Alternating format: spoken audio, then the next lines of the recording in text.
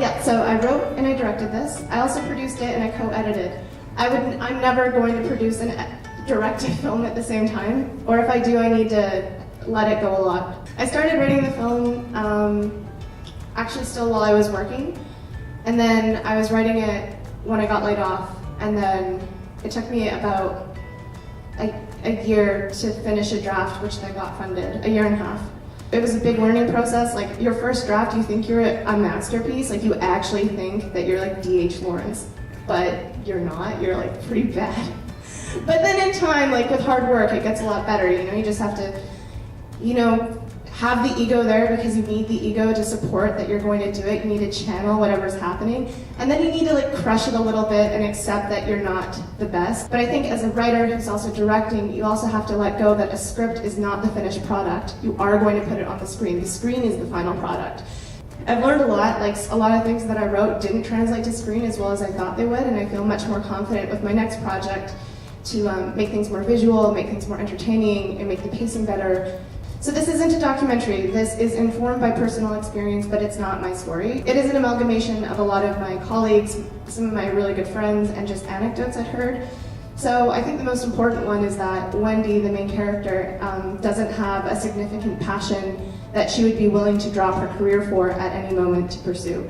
I think that I've met a lot of people who, they have hobbies, they have ambitions, and I don't think that people think about that or are confronted by that until they have something as disruptive as a layoff, because when I was growing up, engineering was such a secure job to go into, but now it's not that secure anymore.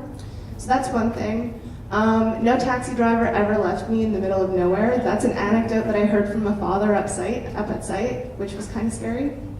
And I was not part of a group layoff. That's another thing that actually happened in Calgary a couple years before me. When I started, mental health concerns were starting to be talked about much more frequently. Like, people think that I'm joking when emails, like company-wide emails, are like, please talk to our 24-hour mental health hotline. But no, those 24-hour mental health hotlines do exist. I think it was something like 150% increase in mental health claims when I started, within a couple of years. So it was right around the time that Bell Let's Talk started to take off. So this is like a new school approach. I know I met guys who would always complain about how they had it so much tougher, like they had to always work in -40-degree weather to change pipes. Like, we have it so easy, but you know, I do think there's a transition, but the mental health aspect is huge. What I wanted to show was a conventional setting. So conventional is an older, it's dying out. Like, conventional settings are not going to be around for very much longer. They're the living past of oil and gas production right now.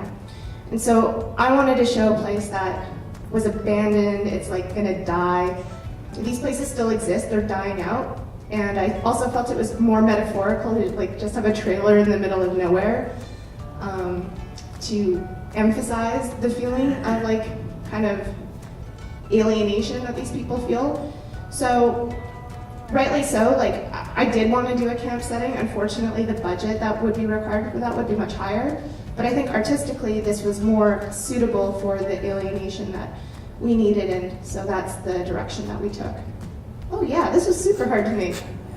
Heck yeah. First of all, a lot of people were like, you haven't done enough work, like you're not experienced enough, number one. Like, you're an engineer, like what sort of film sets have you been on? But additionally, a lot of people were really scared that this was gonna cost too much money.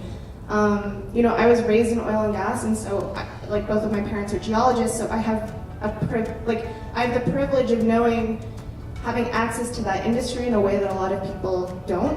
For example, like the office buildings, to shoot in an office for like 8 hours is $10,000 in Calgary. That's crazy. Like, I don't want to spend that much. But I know people who work in independent companies who work in those buildings, so then I'm just like, hey, if I put your name in the credits, can I like shoot in there? And then we get it for free. So there were a lot of things that we were able to access that funders thought was prohibitive that we made work. But luckily we were funded through the Calgary Film Center. This has been a really successful project for my team. We learned a lot, like it was a first for everyone, and now we have 2 features which should be done within the next 16 months. So we're very excited.